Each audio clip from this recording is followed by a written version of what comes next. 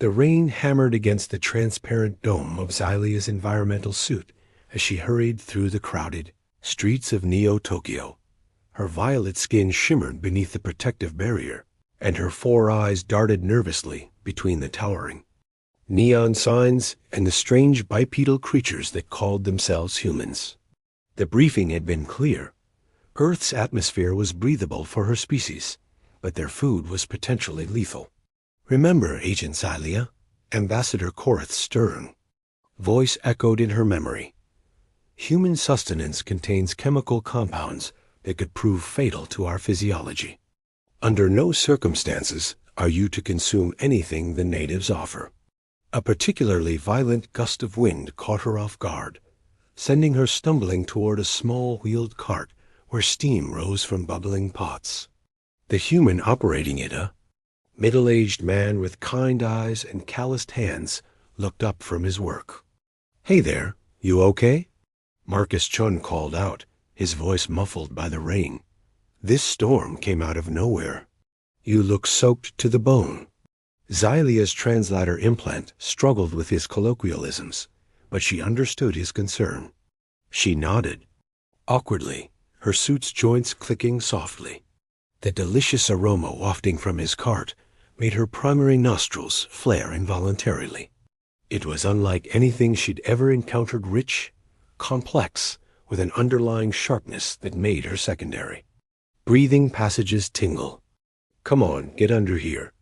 Marcus gestured to the small canopy extending from his cart.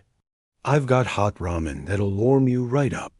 On the house for someone caught in this mess."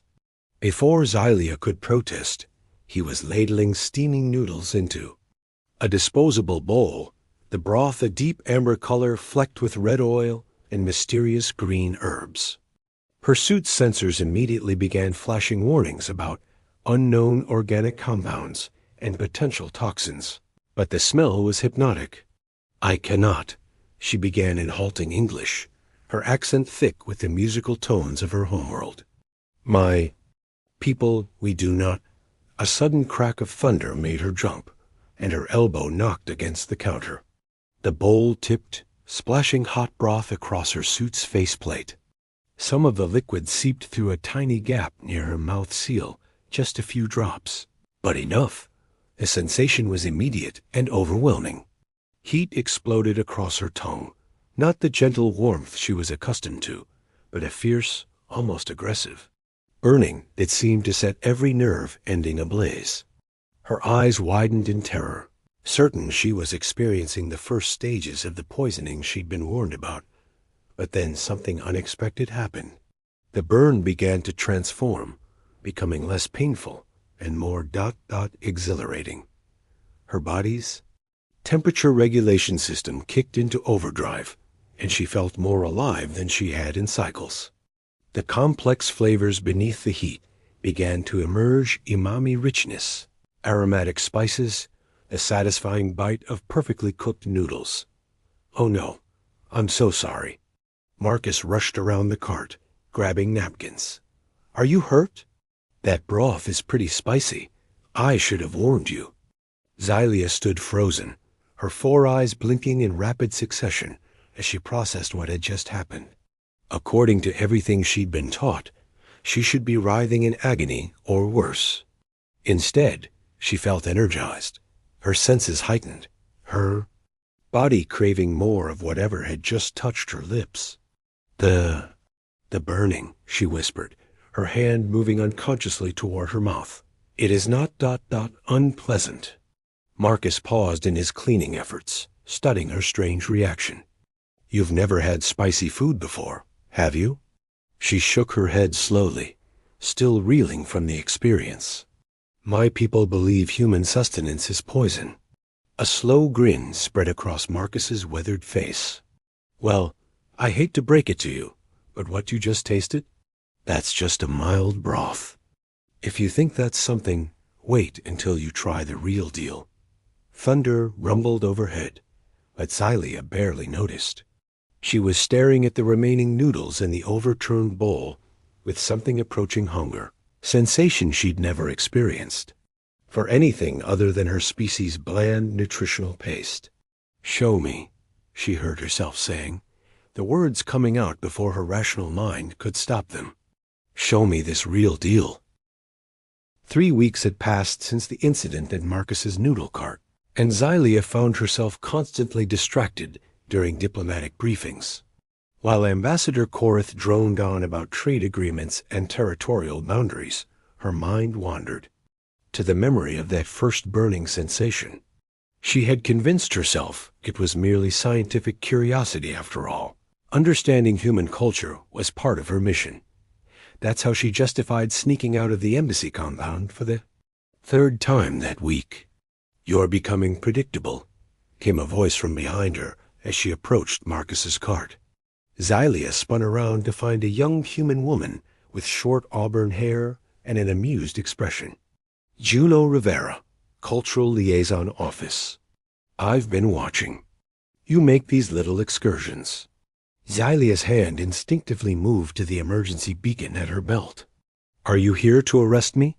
Juno laughed, a sound like wind chimes in a gentle breeze. "Arrest you? For what? Having good taste in street food? Marcus makes the best ramen in this district." She stepped closer, lowering her voice conspiratorially. "Though I have to say, your technique needs work. You're still eating like you're afraid it's going to kill you." "Because it might," Xylia whispered back, glancing nervously around the busy street. "My people's digestive systems aren't designed for your cuisine. And yet here you are, for the 3rd time this week, looking healthier than any alien diplomat I've ever seen." Juno gestured to Xylia's vibrant violet skin, which had taken on an almost luminescent quality since she'd started her secret food adventures. "Whatever you're doing, it's working." Marcus looked up from his prep work and grinned. "My favorite customer. Ready for something stronger today? I've been thinking about your unique palate." Xylia's 4 eyes lit up simultaneously. "Over the past weeks, she had discovered that her species' heightened sensitivity to chemical compounds wasn't a weakness when it came to spicy food. It was a superpower.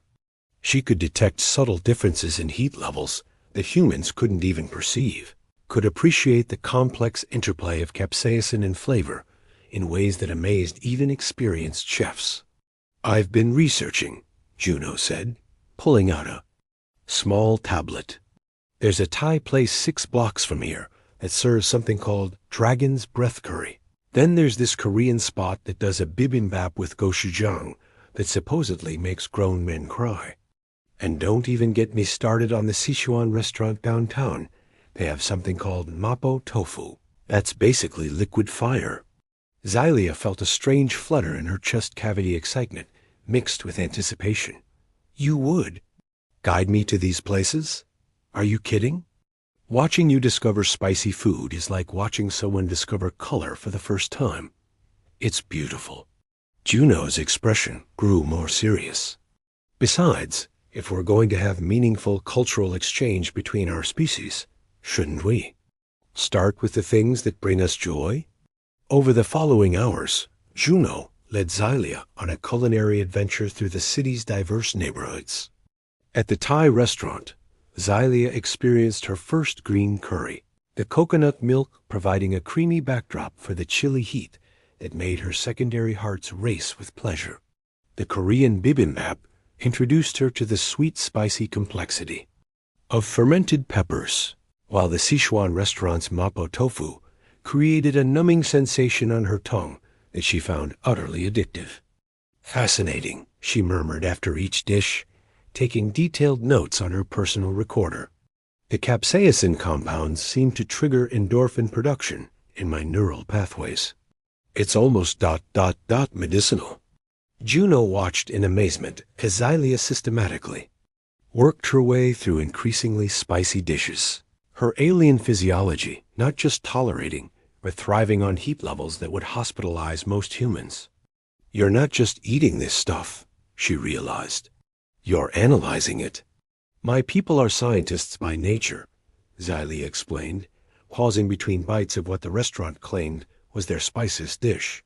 "But this is unlike any research I've ever conducted. Each flavor profile tells a story about your species, your history, your relationship with pain and pleasure. As the day wore on, Xylia's addiction became increasingly obvious. She began requesting modifications, extra chili oil, additional peppers, spice levels that didn't exist on normal menus. Restaurant owners, initially concerned about liability, became fascinated by this alien customer who could handle heat that would challenge their most experienced cooks. "There's something else," Juno said, as they sat in a small Mexican cantina, watching Xylia methodically consume what the chef had dubbed the Alien Challenge. A burrito stuffed with ghost peppers, Carolina Reapers, and experimental hybrid chilies. "I think your body is adapting. Your heat tolerance has increased dramatically just since this morning." Xylia paused, a forkful of molten salsa halfway to her mouth. She hadn't considered the physiological implications of her newfound obsession.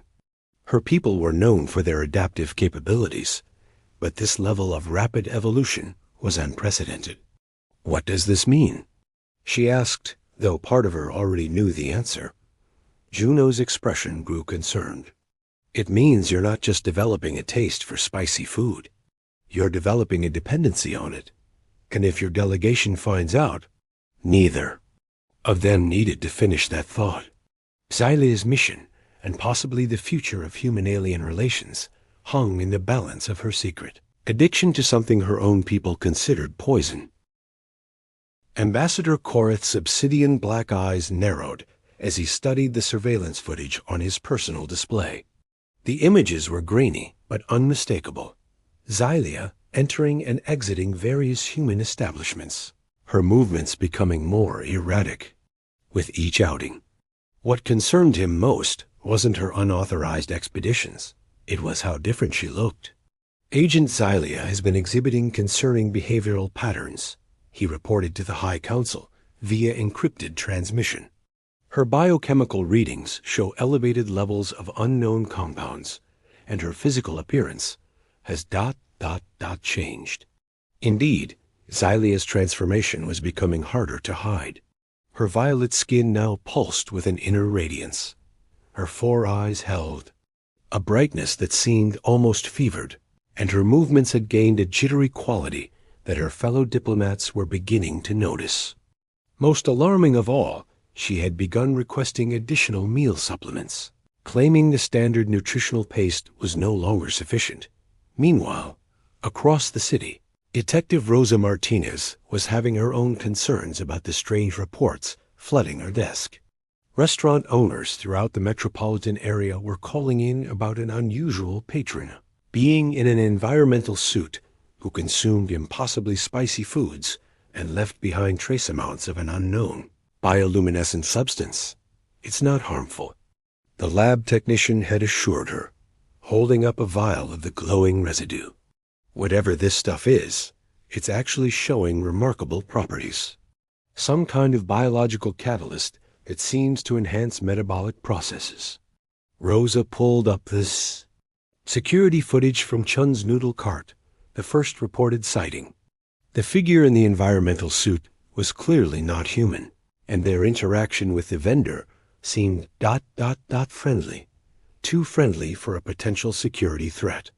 This felt less like espionage and more like tourism, she muttered to herself, studying the alien's body language.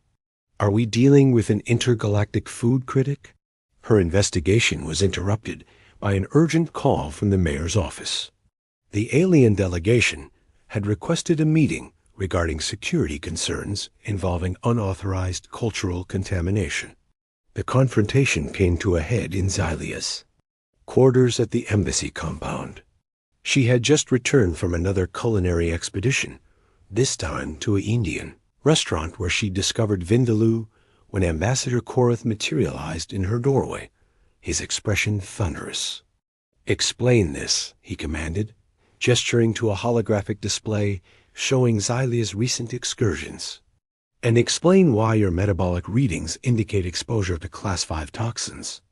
Xylia felt a familiar burning sensation, but this time It wasn't from capsaicin. It was shame mixed with defiance. I have been conducting cultural research. Cultural research? Korith's voice carried the harmonic undertones that indicated extreme displeasure among their species. You have been systematically poisoning yourself with human sustenance. Your biochemistry is so altered that the medical scanners barely recognize you as Zephyrian.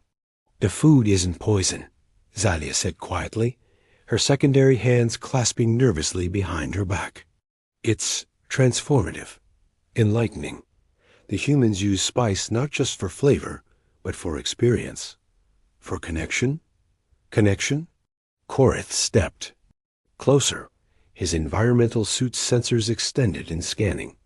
You smell of alien chemicals. Your neural patterns show signs of chemical dependency. This isn't cultural exchange, it's contamination. The argument escalated quickly, with Korith threatening to have Xylia placed in medical isolation, while she insisted that her research was valuable to their understanding of human civilization. Their raised voices attracted other members of the delegation, creating a small crowd of concerned onlookers. Unbeknownst to them, Detective Martinez had been monitoring the embassy's external communications. When the argument reached peak volume, the building's acoustic dampeners couldn't contain it entirely. Her directional listening equipment picked up fragments of conversation that made her eyebrows rise. Food addiction, chemical dependency, cultural contamination. Rosa grabbed her jacket and headed for her car. Whatever was happening at the alien embassy, it was connected to her restaurant investigations. And if she was right about the nature of the problem, this diplomatic crisis might be solved not with politics, but with proper understanding of human cuisine culture. As she drove toward the embassy district, Rosa's phone buzzed with a call from Juno Rivera at the Cultural Liaison Office. Detective Martinez? I think we have a problem. There's an alien diplomat who's been secretly exploring our food scene, and I'm pretty sure her own people are about to lock her up for it. Cultural contamination through spicy food, Rosa replied grimly. Yeah, I'm already on my way. We need to fix this before it becomes an intergalactic incident. Behind them, Xylia sat alone in her quarters, staring at a small container of hot sauce she'd smuggled back from her last outing. Her body craved the burn, but more than that, she craved the connection she felt to humanity through their shared appreciation of flavor and heat. The next few hours would determine whether that connection would build bridges between worlds or burn them down entirely. The underground culinary arena was hidden beneath the bustling Mercado Central, accessible only through a nondescript door marked Storage. Chef Brandon Kim adjusted his headband and surveyed the eclectic crowd that had gathered for tonight's special event. Humans, 3 different alien species, and what appeared to be a sentient plant-based entity from the Proxima system. Ladies, gentlemen, and distinguished beings, Brandon announced into his wireless microphone. Welcome to the first ever Interspecies Spice Challenge. The crowd erupted in cheers and various non-human vocalizations. Xylia stood at the edge of the competitor's area, her environmental suit modified with additional cooling systems that Juno had helped her install. Beside her, 5 other contestants prepared for what Brandon had dubbed the Gauntlet, a 7-course progression of increasingly devastating heat levels. The rules are simple, Brandon continued. Complete all 7 dishes without cooling aids, pain suppressants, or medical intervention. The winner receives the Golden Pepper Trophy and bragging rights across the galaxy. What the crowd didn't know was that this event had been hastily organized as a diplomatic solution. Detective Martinez and Juno had worked through the night to convince Ambassador Korith that allowing Xylia to participate would serve as a controlled test of human-alien culinary compatibility. If she could prove that spicy food enhanced rather than harmed her species, perhaps the contamination concerns would be addressed. Watching from the VIP section, Korith sat rigid with disapproval, while Martinez and Juno flanked him like diplomatic bodyguards. "This is highly irregular," he muttered, his translator rendering his harmonic language into clipped English. "If Agent Xylia suffers permanent damage—" "She won't," Juno assured him, though privately she wasn't entirely certain. Xylia's spice. Tolerance had grown exponentially over recent weeks, but this challenge was designed to test the limits of even the most hardcore human. Capsaicin enthusiasts. The first course arrived. Thai bird's eye chili soup. The human contestants immediately began sweating and reaching for their water glasses. Xylia, however, consumed her portion with analytical precision, her 4 eyes registering pleasure rather than pain. "Fascinating," she murmured to herself, making mental notes. The citrus undertones create a complex interaction with the capsaicin that enhances rather than masks the heat sensation.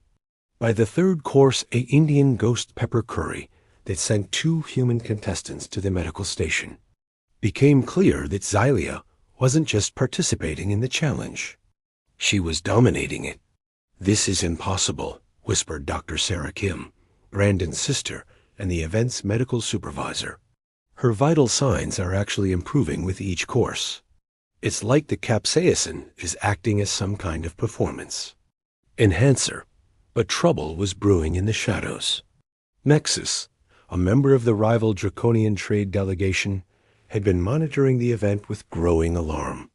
His species had been negotiating exclusive rights to Earth's agricultural exports, and the sight of a Zephyrian not just tolerating but thriving on human cuisine threatened those carefully laid plans. During the intermission before the final course, Nexus made his move. Using a molecular disruptor disguised as a medical scanner, he contaminated the last dish Brandon's legendary Apocalypse Noodles with a compound designed to trigger violent allergic reactions in non-human physiology. Final course, Brandon announced, unaware of the sabotage. "This is my personal creation. Ramen noodles infused with Carolina Reaper extract, Trinidad scorpion oil, and a secret blend of peppers that officially doesn't exist. Fair warning, this dish has hospitalized professional competitive eaters." The 3 remaining contestants, Xylia, a human firefighter named Jake, and a crystalline being called Quartz, approached their bowls with varying degrees of trepidation. Jake took 1 bite and immediately tapped out, tears streaming down his face. Quartz managed 3 bites before their crystalline structure began to crack from thermal stress. Xylia lifted the chopsticks Brandon had taught her to use. Her movements steady despite the arena's hushed tension. The first bite hit her system like liquid fire, but instead of the familiar euphoric burn, something felt wrong. Her secondary circulatory system began to spasm, and her skin started shifting from violet to a concerning shade of pale green. Medical emergency. Dr. Kim called out, rushing toward the platform, but Xylia held up a hand, stopping her approach. Through sheer willpower and her species' remarkable adaptability, she continued eating. Each bite was agony, but she could feel her body fighting back, analyzing the foreign compound and developing defenses against it. "She's being poisoned," Martinez realized, her detective instincts kicking in. Someone sabotaged her food. "Ambassador." Korath rose from his seat, his environmental suit's defensive systems activating. "If this is an assassination attempt—" "No," Xylia's voice carried across the suddenly silent arena. She had finished the bowl and was standing upright, her color slowly returning to normal. "This was a test, and I passed." She turned to face Nexus, who had gone rigid with shock. "Your molecular signature is on this bowl. Did you really think a Zephyrian chemical analyst wouldn't detect crude biological warfare?" The crowd erupted in chaos as security moved to apprehend Nexus, but Xylia's attention was focused on Brandon, who was staring at her in amazement. "That should have killed you," he said quietly. "Even without the contamination, no living being should be able to consume that level of capsaicin and remain functional." Xylia smiled, her 4 eyes bright with an inner fire that had nothing to do with the peppers. Chef Brandon, I believe my species and yours have much more in common than anyone realized. We both understand that sometimes the most beautiful experiences come from embracing what others fear. As the golden pepper trophy was placed in her hands, Xylia looked up at Ambassador Korth. His expression was unreadable, but she could see the calculations running behind his obsidian eyes. The political ramifications of tonight would ripple across the galaxy. But for now, she was content to savor the burn. 6 months after the Spice Challenge, the Grand Culinary Embassy stood as a testament to what could happen when two species discovered common ground in the most unexpected place. The building's architecture was a fusion of Zephyrian crystalline structures and Earth's modern glass design, with kitchens visible through transparent walls where human and alien chefs worked side by side. Xylia, now bearing the official title of Culinary Cultural Ambassador, stood in the main dining hall, addressing a mixed crowd of diplomats, food critics, and curious citizens from 12 different worlds. Her violet skin held a permanent luminescence now, a side effect of her capsaicin-enhanced metabolism that had become a symbol of successful interspecies adaptation. When I first arrived on Earth, she began, her 4 eyes scanning the diverse audience, my people believed your food would kill me. In a way, they were right.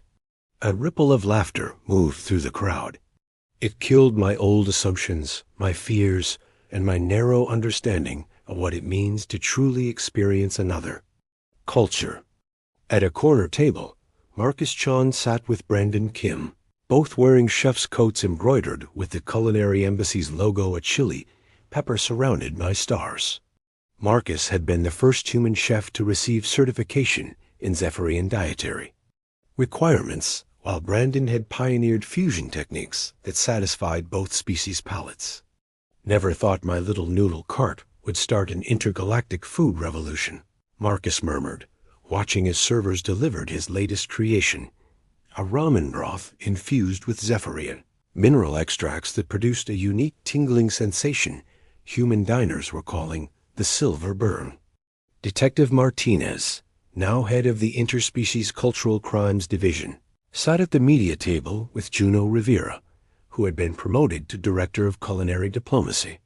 Their investigation had uncovered a network of species attempting to manipulate Earth's trade relationships through fear-mongering about cultural contamination. The Spice Challenge had become the catalyst for a broader movement toward authentic cultural exchange. The draconian delegation finally agreed to try pizza last week, Juno whispered to Rosa. Turns out they're completely addicted to pepperoni. Their trade ambassador placed an order for 50,000 pounds to ship back to the homeworld. Even Ambassador Korth had come around, though his conversion had been gradual. He now sat at the head table, carefully consuming what Xylia had named Diplomat's Delight, a mild curry designed to introduce Zephyrian physiology to capsaicin without overwhelming their systems. His reports to the High Council had gone from warnings about contamination to enthusiastic recommendations for expanding the cultural exchange program. The medical benefits alone justify continued research, he had written in his latest dispatch.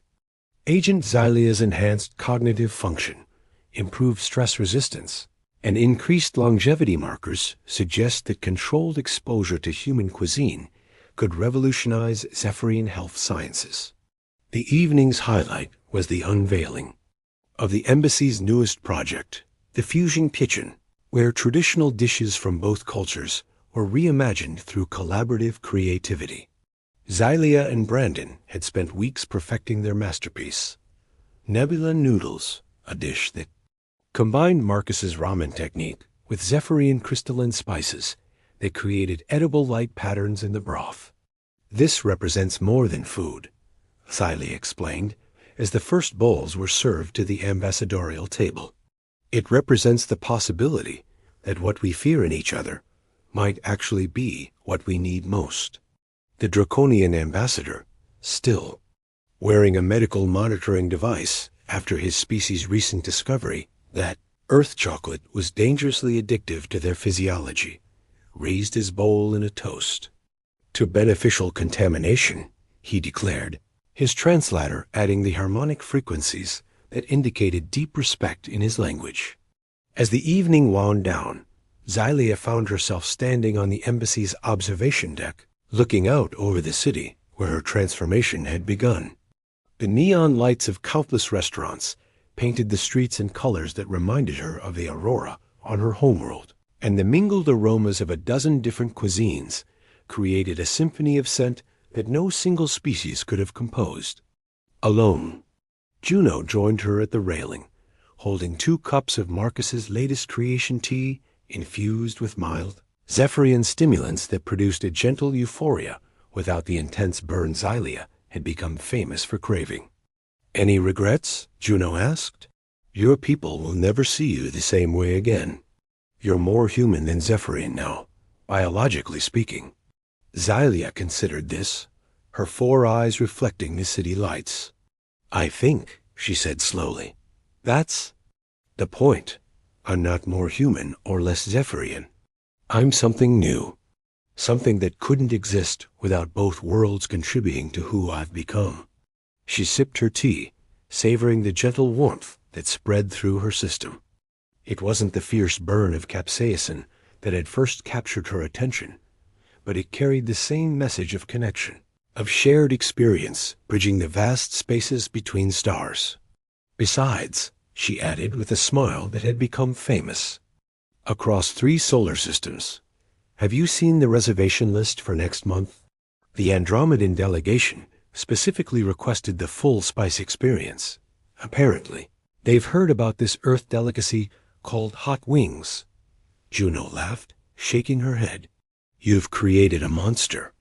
Do you realize we're going to have aliens coming from across the galaxy just to eat increasingly ridiculous amounts of spicy food?" "Good," Xylia replied, her eyes bright with the same fire that had first ignited over a bowl of Marcus's ramen. "Let them come. Let them discover that what they thought would poison them might actually set them free."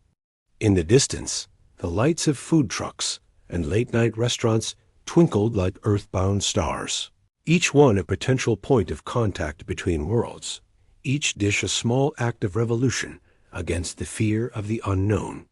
The spice must flow. Xylia thought to herself, borrowing a phrase from human literature.